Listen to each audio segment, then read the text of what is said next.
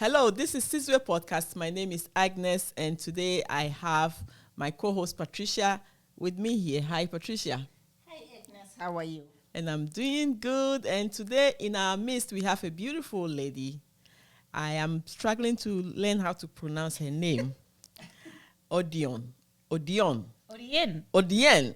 Guys, we have Odion Welch in our midst, and she has a very interesting story. You know, I grew up in Ghana. When I came here, I was already an old woman. And I grew up with children who are mixed race. I thought they have it all together. I never thought that kids who are mixed race have issues. They have stress. I thought, but today we have Odion with us, and she is going to tell us some of the challenges that she has gone through as a mixed race child. I don't know whether she is. Welcome. Odion. Tell us a little bit about yourself before I go into a lot of questions. I talk too much. Well, then we're screwed because I talk too much too. She knows. Patricia knows. Patricia know you more. Patricia's oh gosh, here we go. Yeah, between the two of us, I talk too much. Sometimes I feel guilty about it. We've got this. We'll keep ourselves in check. Yes. My name is Odion. I feel like because I'm supposed to talk close, yes, I should look at it. Okay, am I talking into this? So I grew up in Edmonton. I was born and raised. I spent most of my life in Edmonton. Oh. I did the stereotypical Edmonton thing and moved away a couple times. Mm-hmm. But then you come back because there's something about Edmonton where it just sucks you in and you can't help but love the city. I'm a twin, which is my name. Oh. So my name Odion means firstborn of twin. I'm the second born. He will never let me forget that 6 minutes. That 6 minutes difference. 6 minutes. That changed the world. Oh, my gosh. So I, you guys know me because of my book. So I wrote a book. It became a bestseller a few times on Amazon. Wow. And it's funny because, who I am as an individual has grown so much since that book has been written. Mm-hmm. So sometimes it's I'll randomly grab a page of the book and I'll be like, who the heckaroni is this? This isn't me, right? Someone will say, oh, I read your book. And I'm going, oh, that's not me anymore. That's not me anymore, yes.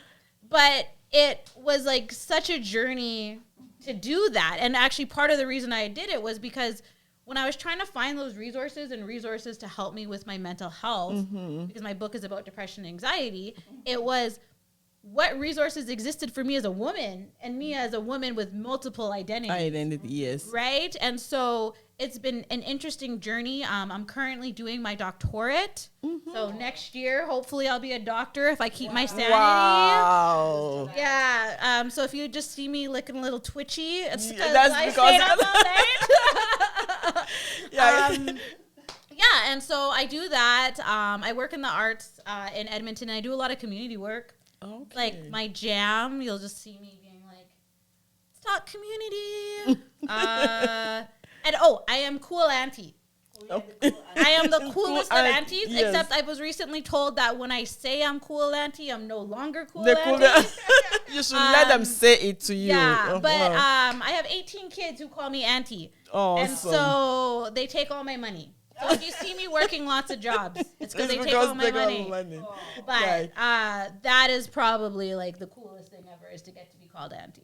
Awesome. Thank you so much for joining us today. And we have a lot of questions. Guys, if you just join us, this is Sizwe Podcast. My name is Agnes. We have Odion. I have to be careful. Odion Welch in our midst. She's a mixed race. And today we want to know what are some of the challenges that she's gone through which gave birth to this beautiful book. And if we have the time, we'll go through it. But I'll go to Patricia, my silent, quiet Patricia. We got to give her a bigger mic. Yes, you need that. And Odion, I read your book, Overcoming Depression and Anxiety. You were so candid and open about it. When did the struggle start? Mm-hmm. The doctors will tell you it started when I was about 19, when my best friend had passed away unexpectedly. Mm-hmm. But realistically, when you look and now how we understand how depression shows up in kids, mm-hmm. it was probably grade 7. Mm-hmm.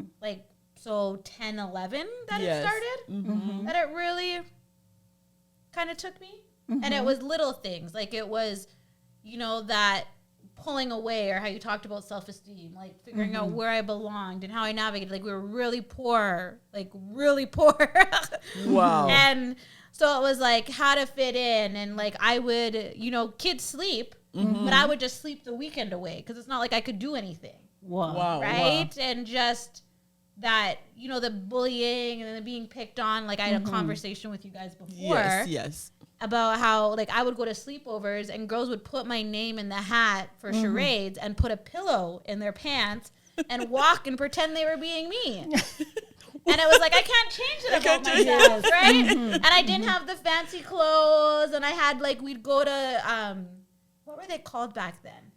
It wasn't like, it was like a Goodwill back then, but there was these places where you could spend, like, you give them $5, you could leave with a garbage bag. Yeah, with a garbage bag full of clothes. Yes, right? yeah. So it wasn't like, I wasn't cool or trendy. My hair was out of control. No one knew what to do with my hair because I have like, I somehow got like every kind of hair a mixed race person could get. Yes. So I've got like some of the 4A and some of the 3C and like, where are we going? And then you got a kid who's like, I was the kid who's like, you touch my hair, I start crying. Oh, right? So yes. it was just like. And were you aware then that you were mixed race?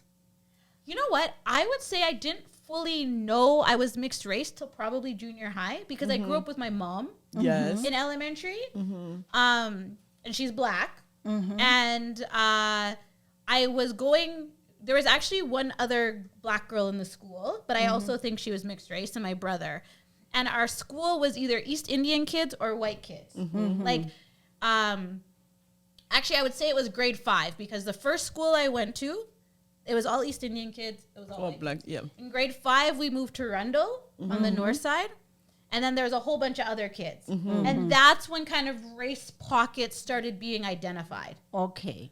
And then it like, we moved so much, and I was not always with my mom. And so I went to a different school every year after that. So depending on the school, the identity became either hyper aware or not at all. Not at all, okay. Right? And like I had said to you guys before, mixed race kids in Canada, especially Alberta, were kind of that accident kid. There wasn't hundreds of us walking around. No. Right? It's So not you were like today. you were one of those kids that will put on the diaper label. Yeah. Like Yes. I wasn't the Birkin bag child. You know, oh, let me have this kid so I look good on Instagram. It was like, this was my existence. And so it was that, but I remember hearing the word mulatto a lot because that was a word. That was, and then, I think it depends on who you encounter with, because the mulatto is from Southern Africa or something like that. Yeah. And then, but then it became that it was a negative word. Yes. Because yes. of how it means donkey's butt. Yes, yeah. And so then it would be like, if someone would say mulatto, you'd see my mom get upset. Like, she's not a mulatto kid. Like, you know, and it was this. And then the moment she get upset, that's push you. Okay, let me go find the meaning of what they mean. And then you're like, oh, that's how they are calling me. So all of that came to affect your self-esteem. Yeah. At a very tender age. And even too, like, my ability to stand up for myself. Like, I can still remember in grade 5 when I got called the N-word.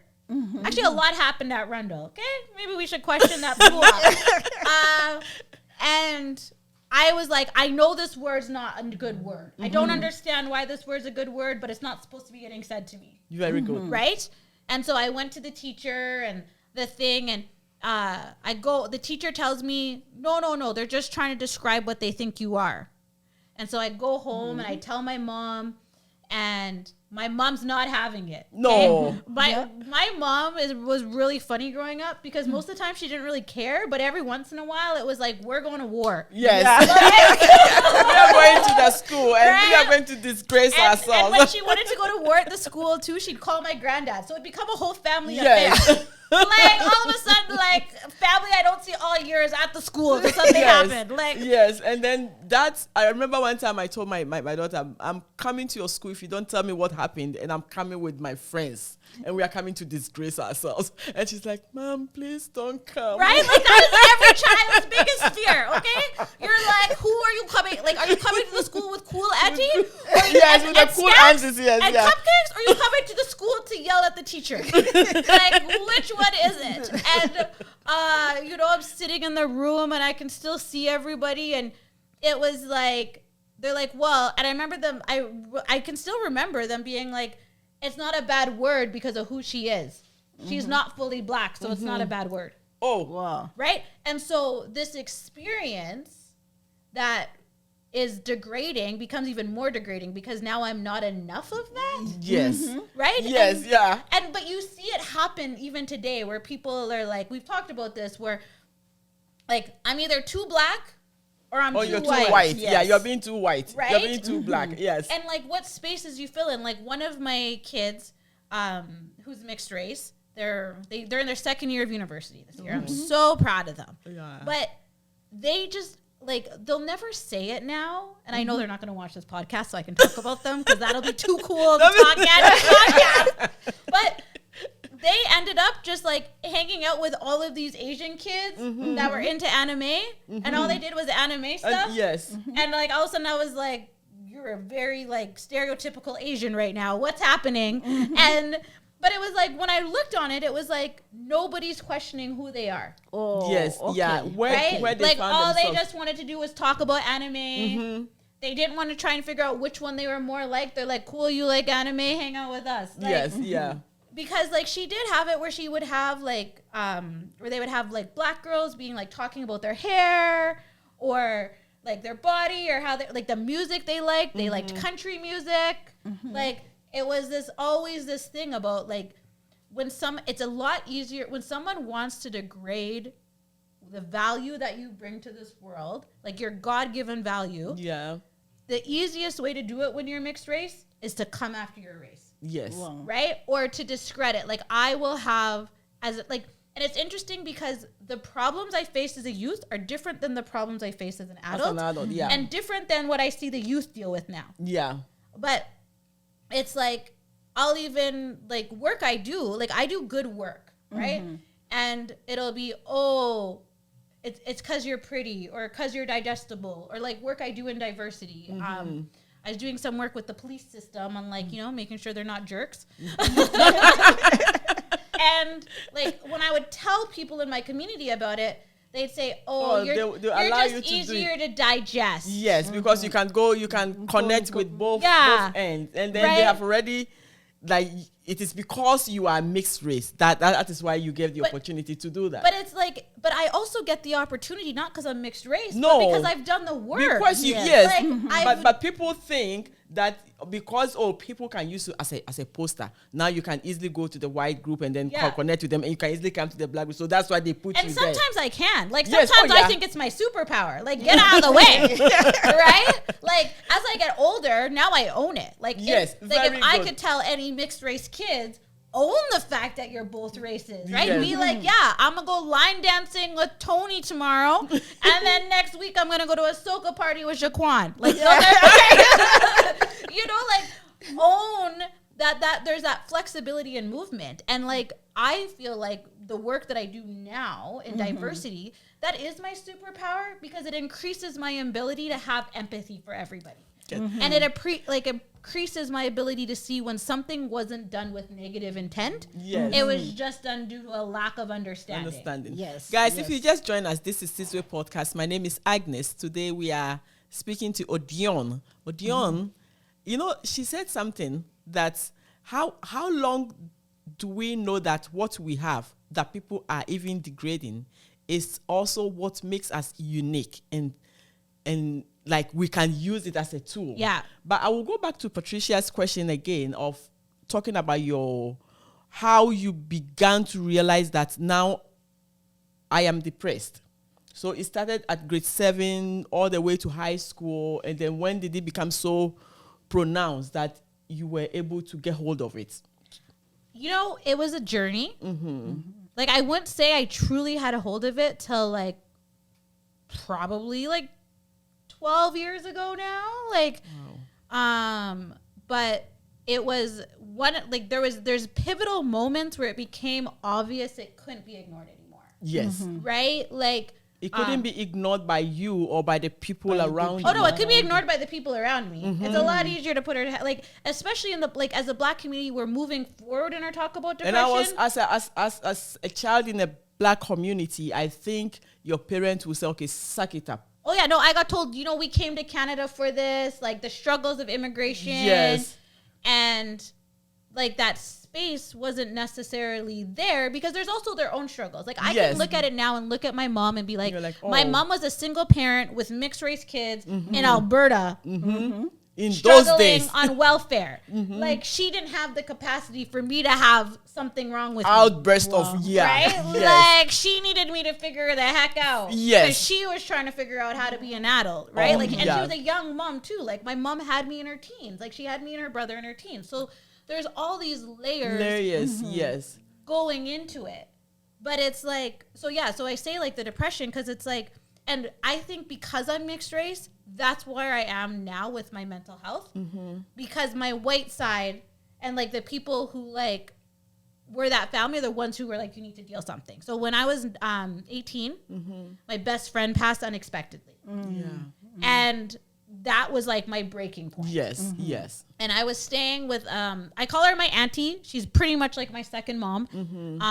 And I didn't do anything. I would go to my job and I would go back to her house and I would just lay in the room in my dark all day. And there was dark, and it was dark. It was dark. I Yeah. wouldn't be on You my put phone. yes. I was crying. Like I was a mess. Like I can like see how messy I was. Yes. And it was a couple months of it. And she had called a couple of my friends and said, come deal with her. Yeah. It's funny because Yeah. sometimes I think she's like a Black mom. Yeah. And they came and they're like, you got to get over this. And I'm like, no, because I had a lot of guilt about my friend passing. I was on the Yes. phone with them 10 minutes before they passed. We were supposed to have plans that day. Oh, yes. We can't, like, I, like, and it's funny because sometimes I still kind of feel that guilt, but I've done the work A to lot of know work, that it's yes. not my fault. Yes, yeah. Right? Like, it was she had a blood clot in her lung. It was unexpected. Yeah. This is what it is. But she said no. And she's like, you aren't just sitting here to lay around and mope. Get your life together. Yes. Go to the doctor. And so I went to the doctor, and that's when that was my first exposure to antidepressants. Oh. Wow. And I hated them. You at hated first. them. Yeah, nobody has But said at they the love same it. time, Yes. I'm just stubborn enough where I was like, okay, fine, I'll just do enough so it goes whatever. And then I was like, you didn't really know I was depressed because I was in my early 20s. I was partying, but I was using the alcohol to mask what I was doing. But it Interesting. seemed like a normal behavior. And it was before liquor laws. Like there was a time in Alberta where shots were 25 cents. Okay? Yeah. So I'm doing 25-cent shots. I'm out. I look social. I look healthy. But inside, I'm going home and I was looking for my acceptance in men who I shouldn't have been looking in acceptance for, friends I shouldn't have been looking in acceptance for. And it became like, you know, I function enough. I slide back. And then my biggest breaking point was within a short period of time, I got house frauded. So I lost my apartment. I was couch surfing. I had one friend's mom who was like, hey, you can come stay with us. But I'm still like, cool. All my stuff is in like $100 storage unit. I'm drowning in debt. I have nowhere to live. I had a job with a boss who like we called the Nazi boss because your ability to do your job depended on if she had lost weight at Weight Watchers that day or if her date hadn't ghosted her. Oh, wow. So if she had something bad happen to Yes, her, yes. you'd be at the printer crying. You're not printing that paper fast enough. Fast enough. Right? But if, she lost weight at Weight Watchers, such a great day. Everyone were best friends. We're yes. like, what the heck? So I'm at this place, crappy job, like this going, bad relationships. And then I hurt my knee. I took out my MCL and my meniscus in my knee. So now I'm essentially handicapped and crippled. And I'm in a job. I can't pay my bills. I don't have anywhere to, like, it was all within a few months. Then you're like, crash. And like, I had always struggled with some suicidal ideations. And that was the moment where it was like worse. And then it was so bad that my anxiety was so bad about it that I was like convinced I was having a heart attack. So I'd have to go to the hospital. Oh, whoa. And it was like, something has to change. Yes. Yeah. And so, so there's two things that helped. Was part of it was that, like actually the injury was kind of the best thing that happened to me. Awesome. Don't get me wrong. I Yes. still kind of walk with a limp now. Not because I'm trying to be cool, but like, it's but just yeah, how there's it is. something underneath. But I couldn't get to work. So I had to go on disability. And so I had nothing but time, and I went to anything I could go to that was supposed to help to my mental health. I was at like a workshop for schizophrenics at 2 p.m. because that was where I could go and it was free. Yes. And I was like, there's someone to talk, and to be on the bus in my because I was on the bus in my Well, crutches and crutches this big knee brace. And then that is when I like really had my moment with God. So I tell people like, no matter what you believe in, I really believe in God. And I was like supposed to be at a party and something had happened, and there was just this whole moment, and it was crazy because I had swore, and I still tell this man Doran to this day that he is the reason that I like met God. And it was like, you should call Doran, go to church with Doran. And I swear it was like something just happened. You that. And I'm like drunk with my friends, crying my thing. And like when I say I was not in good company, I mean like I'm in crutches and a brace, and my friends are still telling me to go to the bar and get drunk. Oh my goodness. How do you Right? come home Mix with your your crutches? painkillers and get like, you know, like that's who I was hanging out with, right? It was all about the party. And so this is like God working in mysterious ways sometimes. And like even for the kids, if something feels like it keeps happening too often and it's good, it's God. Yes. And so my friend's mom, who said I could stay with her while I was figuring out my housing stuff, I'm walking to her place, and he drives by me. He was renting a place 4 doors down from my friend's mom, and I hadn't seen him in like since high school. Wow. But his name was like in my head, and I'm like, so I say to him, I say, this is weird, but I want to go to church with you. And he was so excited. Like, no one loves God like Doran loves God, okay? And he's like, okay. Come on. And like, I was like, when I say I was in a bad space, I mean like, I was like, cool, I'm going to be drunk when you pick me up. Because I went out the night before. Yes. Drank till like 4 a.m. and was like, he's going to forget. No, he did not forget. And so I remember sitting there like, and the sermon was everything I needed to hear. It was like, just like I can still remember the sermon and it being like, God just loves you. He doesn't care about what you have, you were birthed and he loves you, and you need to be here, and you like need to be alive. And I was like, did he set me up? Oh yeah. Like, did he tell the pastor in advance? That she's bringing me here. How you today. know? How you know? And it was such like a changing moment. And then from there, like the journey changed, and it was like, so it was a little bit of God. It was a little bit about doing the work. It was a little bit about the medication. It was a little bit about figuring out what I need. And like, actually, I still tell people to do this. So I teach at an adult program for people getting jobs. And I'll tell all of them to sign up for this course at the Family Care Center downtown. And it's self-esteem and assertion. Awesome. And it's like a 10-week course.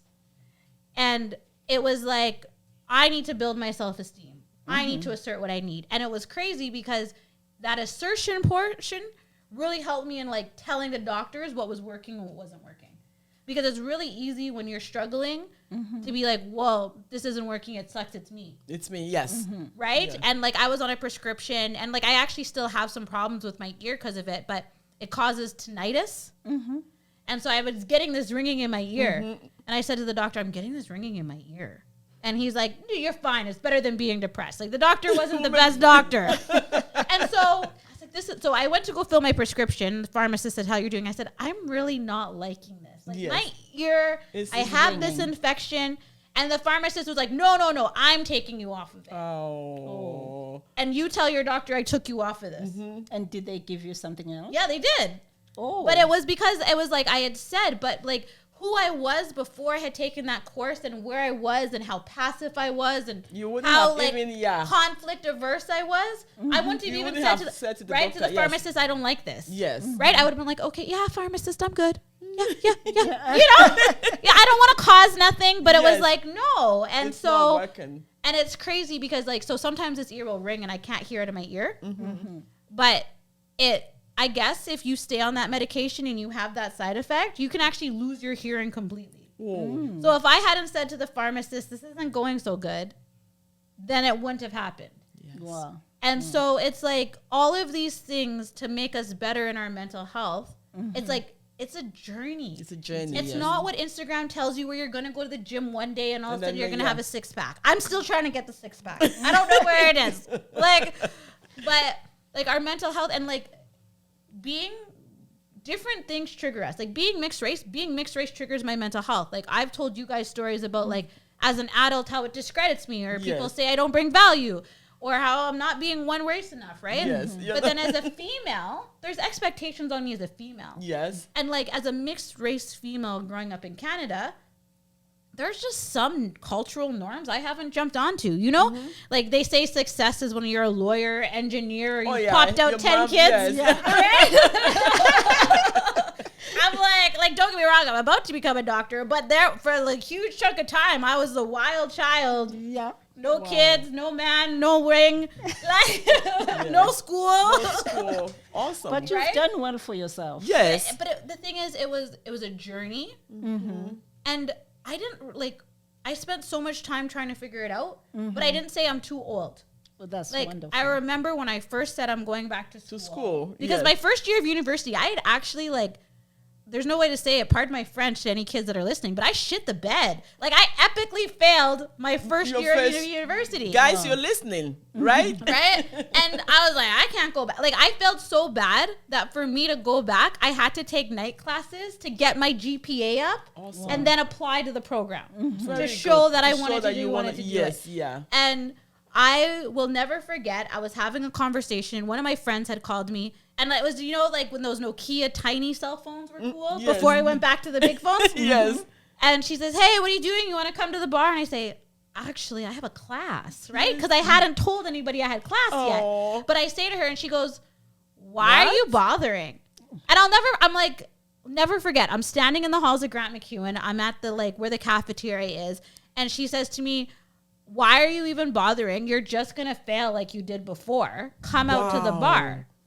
Wow. And I don't know if it was like the combination of the self-esteem stuff that I did. That you had taken, yes. Or just, but something came over me that day. And I was like, cool that you think that, I'm going to knock it out. Yes. Right? Like, don't tell me no. And it's funny because I tell people I'm not the person to tell no to now. Very, yes. But that was one of those. But before that moment, I was the person you could tell no. Yes. And I would revert back. Yeah. And it was hard some days, but it's like I wasn't taking that no, and I went for it, and now here I am, and it's a totally different thing. Like if you look at my high school transcripts, I barely graduated high school. Wow. The reason I graduated high school is I got 30 credits in work experience. And now you can only get 5. Yes, but it's because I was working full time. Yes. And I did just the basic classes of math and this. And don't get me wrong, statistics still makes me cry. I get a tutor. But like but you're doing it. Yeah, and it's like, and I was willing to go back at an older age once I figured out who I was and what I needed. And not what everybody else needed and what everyone expected of me. Yes. But what I wanted and what brought me joy. And it's like, that's wonderful. And until I could find my own happy, I couldn't figure that out to do anything else. Awesome. Right? Awesome. So this is why I'm an old person in school still. You are not the oldest. Guys, if you just join us. Beautiful. I didn't even get a chance to go through the book with you, but most of the things that you have said, you know what brings me joy? That if all of these things that you have said is in this book, guys, no wonder it was a bestseller and it will continue to be the bestseller on Amazon, right? Yeah, everywhere but iTunes. I'm anti-Apple. Sorry. Samsung all the way. Yes. Samsung all the way. All the way. Yeah. So Odion has written a beautiful book. Patricia read it. And, you know, for me, one of the things that I have done to myself was to write some of my story. It was like healing. And how does this book how has it become for you? I know sometimes you say when people say, "Oh, I read this," you're like, "That was not me." But really, yeah. I honestly, like, when you hold it, what do you tell yourself? Oh, you didn't tell me she was gonna ask hard questions. No, like I don't want to bring it in, but for me, the day I published my story was the day I started living. The day you liberated yourself. You know, Yes. I don't know if I can say I liberated myself at first, because I had such a fear about telling my story at first because of how many other people are involved in my story. Yes, yes. And so, like, even this story, as honest as it is, holds things back to Definitely, help yes. keep people safe and honor where they are. And so at first, as much as I wrote it to be like, I know this needs to be said, people need to know they're not alone in this journey. Yeah. People need to rethink how they think about mental health, Yes. especially living in Edmonton, especially as a woman, especially as a non-white woman.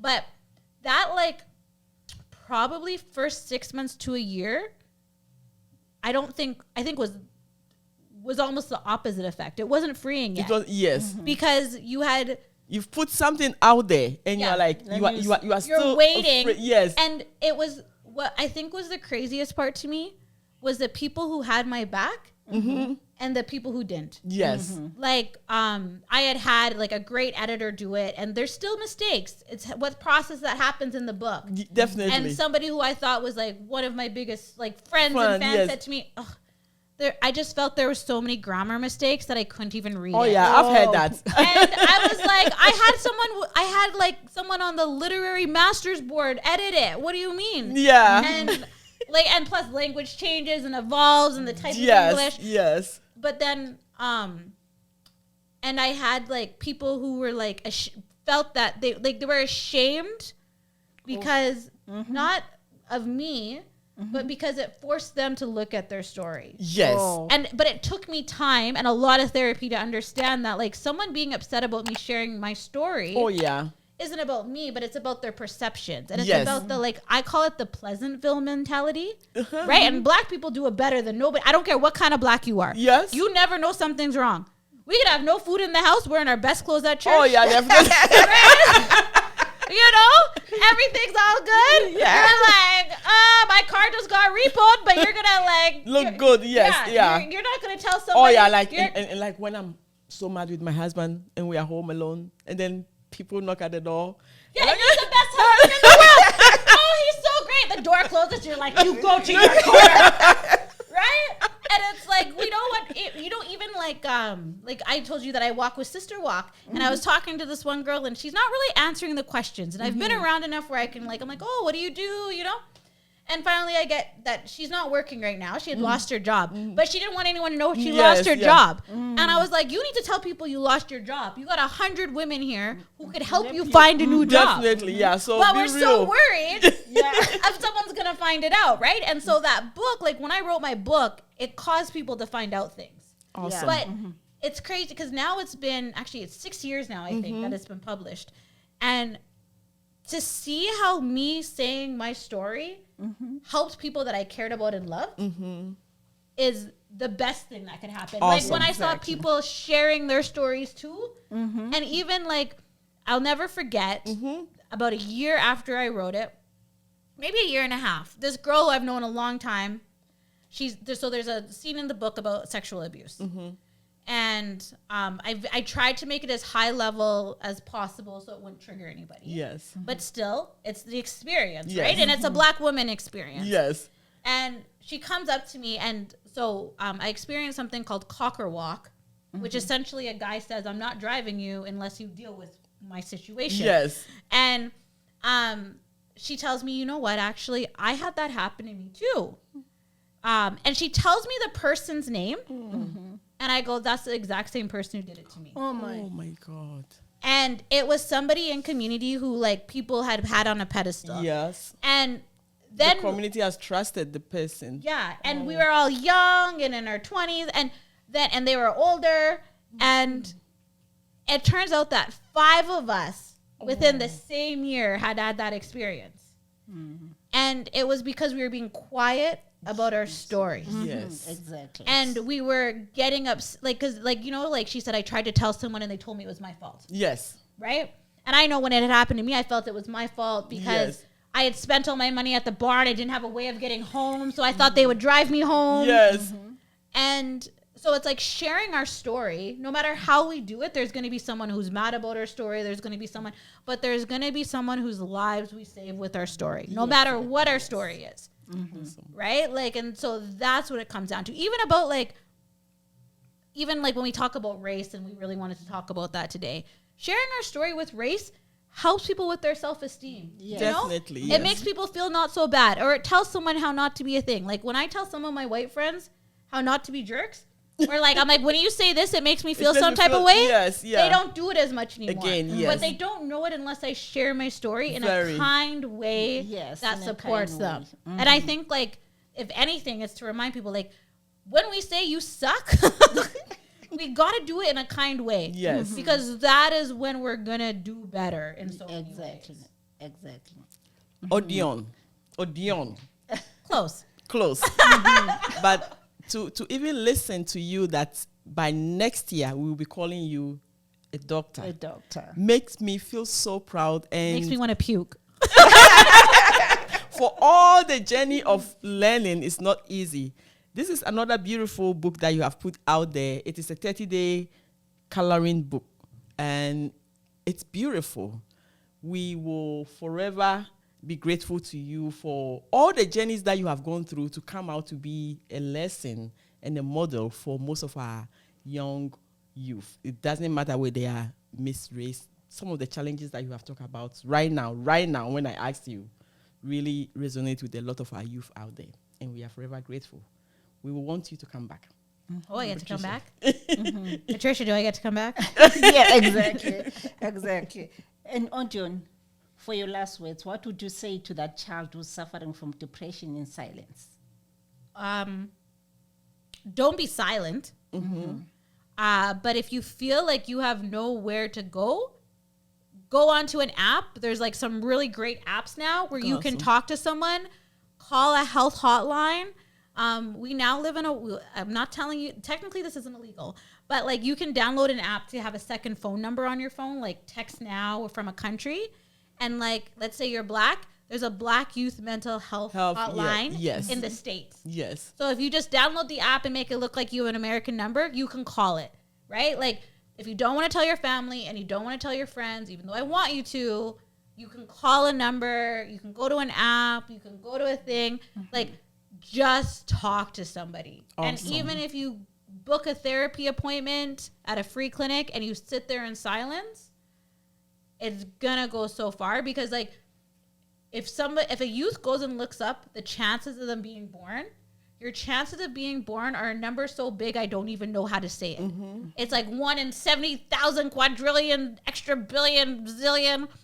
And there's a report that breaks down scientifically the chances of your parents meeting, the chances of you being conceived, the chances of this. And so, like, if you're struggling with depression and anxiety, that's not what you were put on this earth for. It's not why you were born, Yes. right?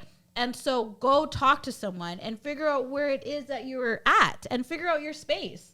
Because, like, there's a reason you're supposed to be alive, and there's someone's life there's somebody who needs you on this earth. Awesome. So don't sit in it. Thank you. That's my thing. Don't sit in it. Thank you. And to the parents, what would you say to the parents? Be patient. You know, especially our parents, especially our African Caribbean Black parents. Be patient. You know, the depression at the end of the day, even if the child says it's you, it has nothing to do with the parent. Like, there's some things that parents do that makes them, but how they're feeling, what they're feeling, one, you'll never be able to understand. It's true. Right? Like, times are different. We didn't have Instagram and Facebook and have a TikTok. phone, yes. We didn't have a phone. We had a TV where you turn the cord. Like, it wasn't, you had to be home right at 6 if you wanted to watch Survivor. Yes. Like, or you were watching Survivor. You can't watch it anywhere in You had the to pee bus. at the commercial break. Like, times have changed so much. Expectations have changed so much. And it's a great thing because our kids can become anything nowadays. Awesome. But they need us to tell them they can become anything. Awesome. They need us to be patient. Yes, we want them to become doctors and lawyers, but we want them to become that because years ago that was a safe position. Now, ironically, sometimes being an influencer is the safest position, yes, right? yeah. So it's like, what's bringing your kid joy? How can you, obviously in a healthy, safe way, but how can you nurture it? Ask yourself that. And don't hold so tight. Let them explore what being Canadian is. Yes. Like I always say, craft dinner versus jollof rice versus rice and beans. But if your kid right? But like if your kid really wants to eat craft dinner in Canada and they're gonna get picked on at school for bringing jollof rice, let them bring the craft dinner until they're confident enough to bring the jollof rice. Right? Like allow them to navigate and listen to them. And also give them their space. Like if they're locked in their room for a whole weekend in the dark, okay, we need to go talk to a therapist. We're going to go together. I'm not going to tell you you're crazy. I'm going to support you. But if they just want an hour away to decompress and be by themselves or do whatever let them have that hour. Awesome. You know, like let them figure it out. They will. They're smarter than we give them credit for. All the time. You're like, did you just adult on me? Like, I remember I had one of my teenagers in the car and I was going through some stuff and I'm trying to be cool auntie. This is how much kids know. I got my cool auntie face on. I'm like, okay, taking them to the restaurant. I'm like, Auntie Leslie. And I'm driving them home and they go, Auntie, you think I'm stupid? And I go, what are you talking about? Like, what's wrong? Nothing. They're like, no, something's wrong. I know something's wrong. Wow. And then they say to me, you always say to me if something's wrong, I need to talk about it. You say that I can talk to you, so why don't you trust me? And turns it on me. And I'm like, oh, okay. So I said, you know, there's just some stuff. Okay, Auntie, I think you got this. But they knew something was wrong, even though I thought I had my best face on. Yes. And I told them, and somehow they gave me the best advice, and it was advice I had already given them. Wow. And I was like, did I just get therapied by a 16-year-old? But it's like, they know, right? Yes. And so we need to give them more credit than we give them credit for. Awesome. Yes. Guys. Unless it's showering. Sometimes I don't know what it is about these teenage boys, but they got to be reminded to shower. Exactly. Like, hold on tight to that. Don't be like, okay, I'm giving you some space. Still shower. No shower. And that's where we bring the curtains to a close today on Sizwe podcast. We'll see you next week. Thank you, Odion. Thank you.